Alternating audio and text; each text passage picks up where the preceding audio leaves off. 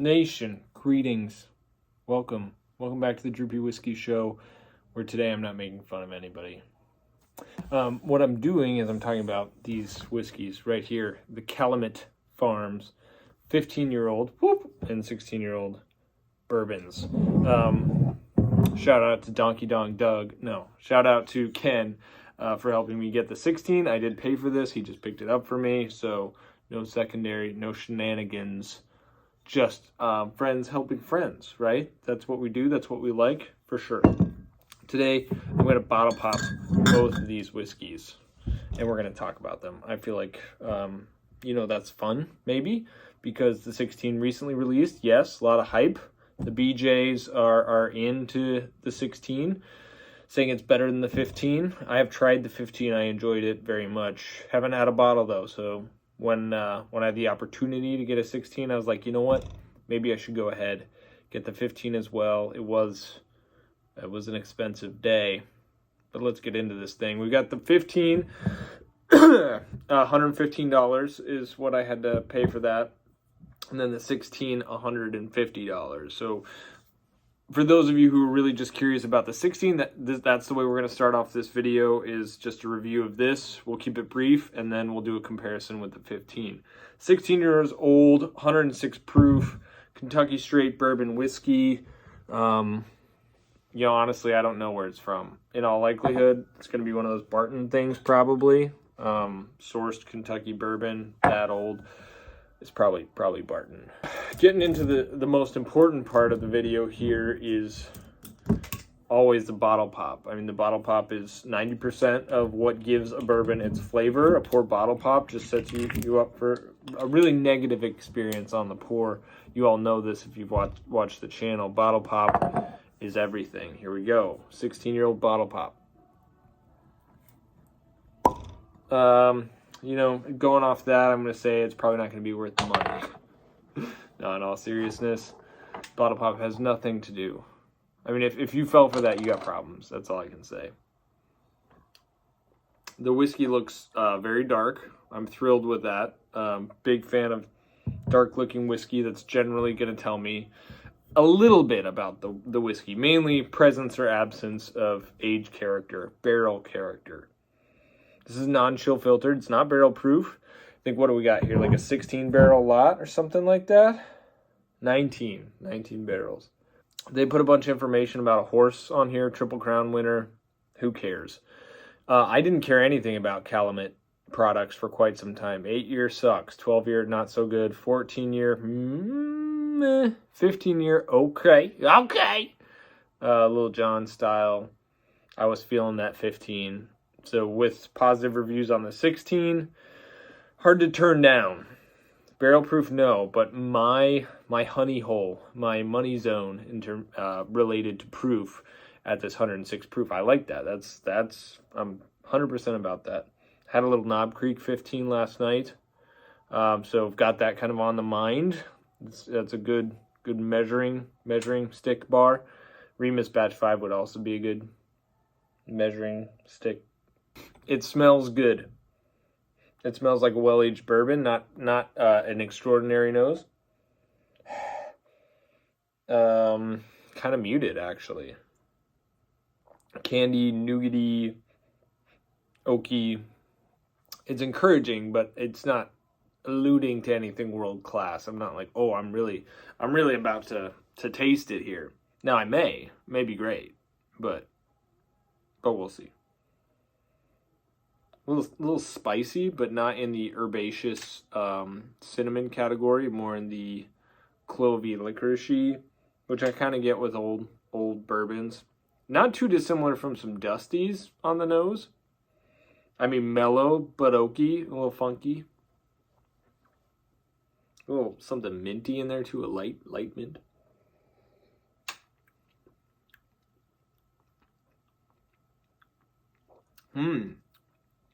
Okay. I should have drank something else before using that to acclimate my palate, because it's an expensive whiskey.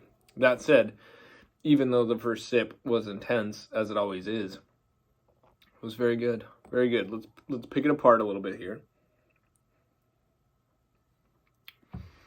Super creamy. Lots of oak. Big old bourbon character on this. I think the Dusty Illusion is not bad. I mean, this is very, very similar to a lot of Dusties that I've tasted, because those don't tend to be really high proof, but they tend to be really, really oaky and have some really, shall I say, dank viscosity. It does have black licorice, which if you're into licorice, great. If you're not, I'm kind of whatever on it in a bourbon, as long as it's not first fiddle. The sweetness is in the dark, maybe burnt caramel. It's not really brown sugar richness. It's caramel, it's viscous, but it's got this kind of dry barrel char. Has these floral characteristics, which are nice too. Fruit-wise, we're in the definitely in the cherry range. We're not grapey like Buffalo Trace. We're not nutty. This does not remind me at all in any way of Beam or Heaven Hill. Not in the least. You could say overripe banana a little bit, and in that regard, maybe it's similar to some 1792 Barton stuff. You can get banana up in those products. Maybe an overripe banana alongside some burnt caramel. It's like a creme brulee that's been influenced by banana. A lot of vanilla. I like that creme brulee character with some oak shavings on the top. It's good. It ain't $150 good, unfortunately. I mean, it's really good. Like I said, dusty character, really interesting pour, for sure. Love the age on it. I just want a little bit more richness. Viscosity is nice. Up against some of the more recent $150 releases, like Bardstown Founders, Bardstown Discovery 7, that's creeping in the $150 range. You know, the Michter's releases now are in that range as well. I mean, I think it holds its own. So I'd say, to me, it's tough to say it's $150 good, but the market is saying, yeah, I mean, a whiskey of this quality, it's hard to find for less money. Y'all, hold on just one sec.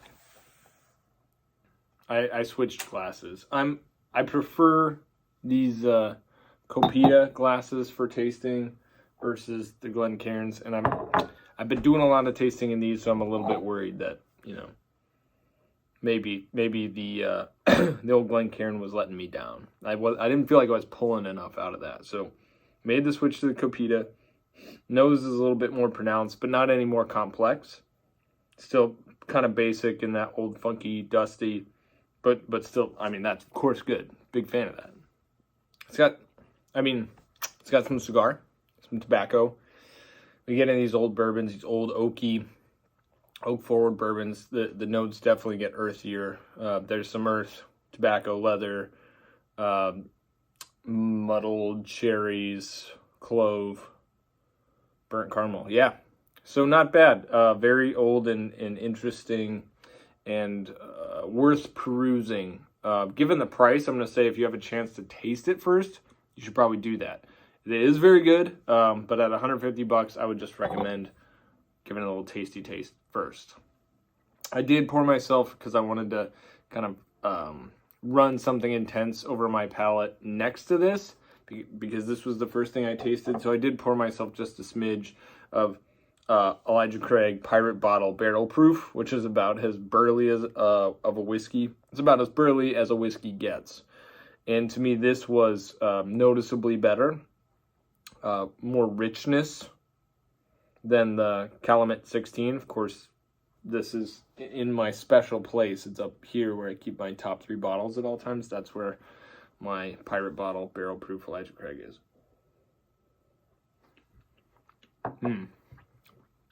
Yeah, that one hits me and I'm like, heck yeah. This one is great, just not that like mind-blowing.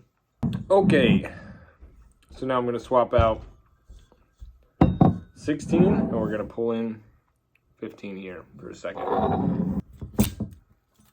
This may be the most money I ever spent on a video, so you're welcome.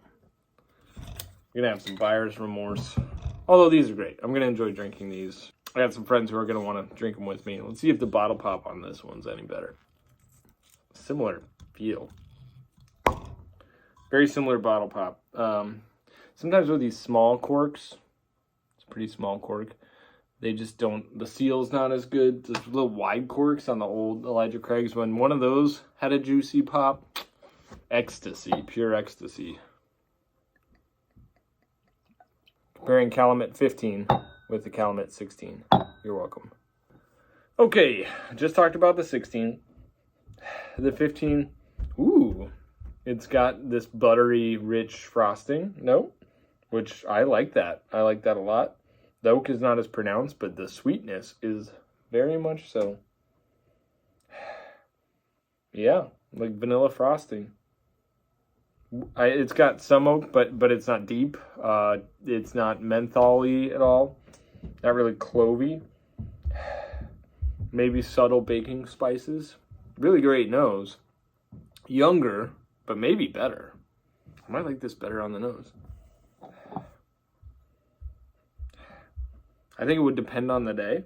It's the slightly astringent, licorice, clovey here paired with the oak that I don't vibe on as much, which is absent from the 15.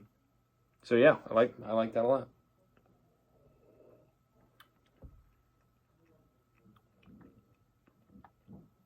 Palate-wise, we're not in burnt caramel territory. We're in middle caramel territory. Sweet and hecka caramely. Very, very good. Price point's a little tougher on this because this could be like a really, really awesome 1792 single barrel, Henry McKenna 10-year bottled in bond. Like some of the more fire 1792 single barrel picks or Henry McKenna barrels that I've had, not too dissimilar from this.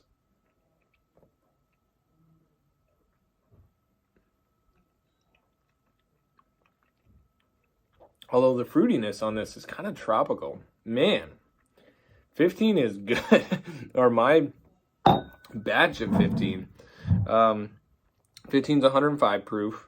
19 barrels on this guy too. Did they make different batches of this? Rack number 275402.09. I'm not even going to bother reading all this. Creaminess, very, very similar. Taste profile, pretty similar, but age, the person who was in charge of the knob that controlled age volume in these whiskeys really cranked that up when they produced the 16-year-old. There's a lot more oak character in the 16 than in the 15. If you're wary, you're not a big fan of overly oaked whiskeys, yeah, 16 might cause you probs. For me, I'm okay. I'm about it. I'm open to that for sure. I mean, the cherry on that's nice. Oaky sweet cherry with some funk. I think Brian, my boy Brian Bikey, Abandoned Bourbon, I think he's gonna like 16 because he's a big funk guy. Older and funkier, he's about that. The accessibility, though, on 15 is off the charts. Really, really good stuff. And 15 is still on the shelves at Total Wine. I saw it for $100 in Arizona, and now I'm kicking myself. That was before I had tasted it. I think 15's a buy. Between $100 and $115. I do think that it's probably quite a bit better than standard Henry McKenna. I think the profile's kind of similar, but I think it's better. And the age statement that you get, Kentucky straight bourbon, sure it's not barrel proof, sure it's not a single barrel, but hard to beat, especially when you compare it against something like Nashville Barrel Company releases, Heaven Hill special releases, like Parker's or their new, the Heaven Hill 17. Even the Knob releases, Knob 15 was, 115, something like that, over 100 this year. So, yeah. Not going to get many 15-year-old Kentucky bourbons for less than 150. $10 a age year statement. Yep. which is what we got knocked for this year on the Calumet 16, which to me is not noticeably better than the 15. Final sips, and then we'll wrap it up. So we'll go 15, then 16, due to the age.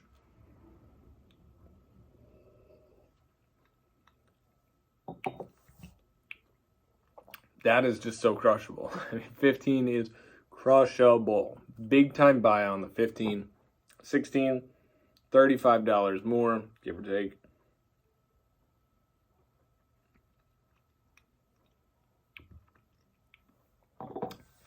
Is very, very good. Slightly less crushable. Probably equal, I feel like, in quality, but it tastes older. So, if you want something that tastes a little older than Calumet 15, you should be all in on Calumet 16. I think the value against the market is there, given the age statement, the proof, non-chill filtering, which I don't even think I mentioned that. And it's really, really good whiskey. I think gone are the days that we find whiskey like this for less than a Franklin.